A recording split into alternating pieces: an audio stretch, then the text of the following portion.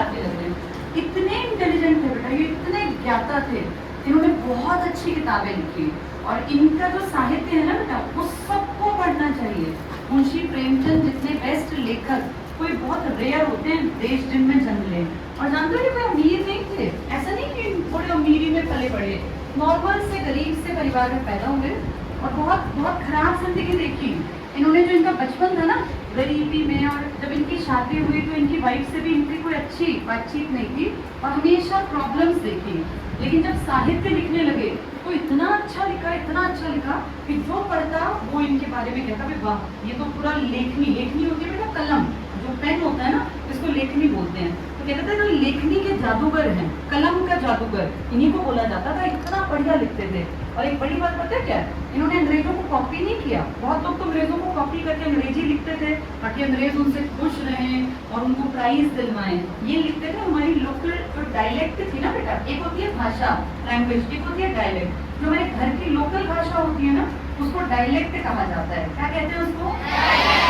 उसी को हम बोली कहते हैं। जैसे हरियाणा की बोली क्या है और हमारी भाषा क्या है?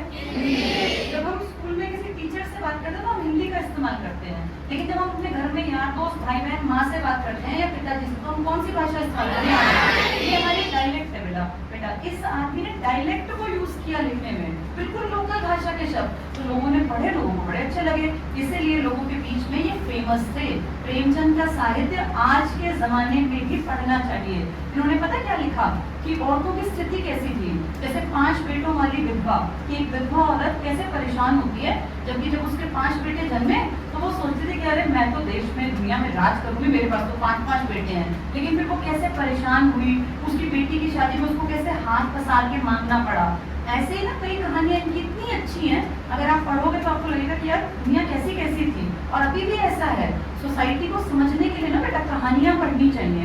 ये जो तुम किताबें पढ़ते हो ना, इससे तुम पास तो हो जाओगे, नंबर भी आ जाएंगे, पर अच्छा इंसान बनने के लिए लिटरेचर पढ़ना चाहिए कि लोग कैसे खराब होते हैं, कैसे रिलेशंस होते हैं लोगों के, कैसे दुनिया काम करती है, लोग क्या सोचते हैं। तो इस तरीके से बहुत अच्छी कहानियां, शायद हमारे वाले लाइब्रेरी में प्रेमचंद के ऊपर कभी काम नहीं किया, करेगा हमने प्रेमचंद की अच्छा प्रेमचंद की ना हमने 4 किताबें निकलवाई है बेटा, वो हर किसी को पढ़नी चाहिए। बहुत अच्छी अच्छी छोटी कहानियां हैं।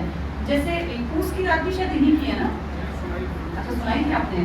पूस की रात है मतलब फैमिली के इश्यूज, किसानों की समस्याएं, विधवा औरत की दिक्कत, या घर में बेटी का होने के बाद जो दिक्कतें आती थी, उनकी शादी ब्याह दहेज, सबके ऊपर इन्होंने लिटरेचर लिखा बेटा।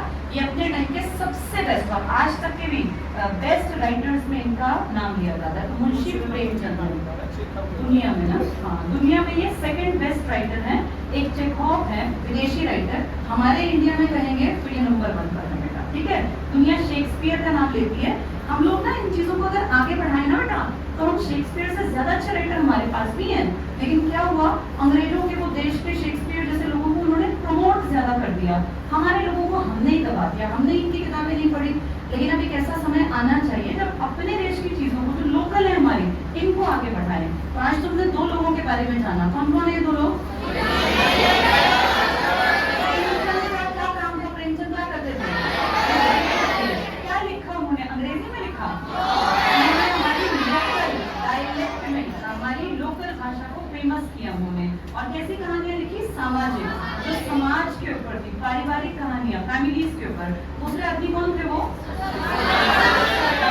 उधम सिंह जी। यहाँ का बदला यहाँ नहीं लिया, कहाँ जाके लिया?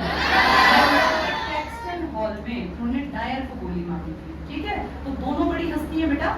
ऐसे जब भी कोई बड़ा दिन हो ना, तो ऐसे लोगों के बारे में जानना चाहिए। इन सबको सुन के ही हमारी पर्सनालिटी बनती है।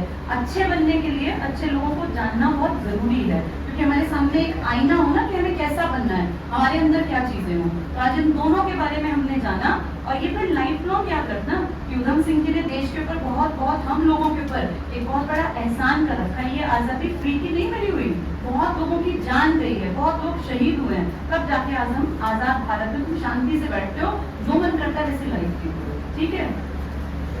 चलिए करेंगे, ये तरीका होता है इज्जत देने का। कहाँ पे इसमें माला अर्पित करना, ठीक है।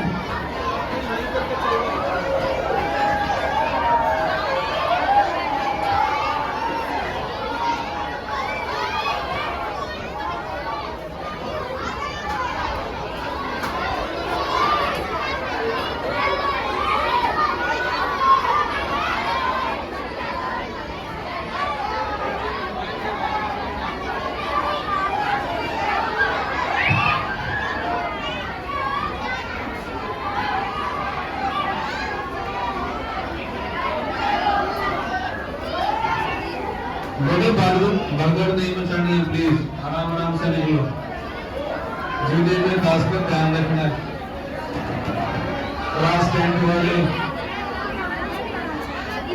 भाई धक्का मुक्की नहीं करनी है, बिल्कुल प्यार से निकलना है बेटे वहां से। हम शिखर ध्यान रख बेटे।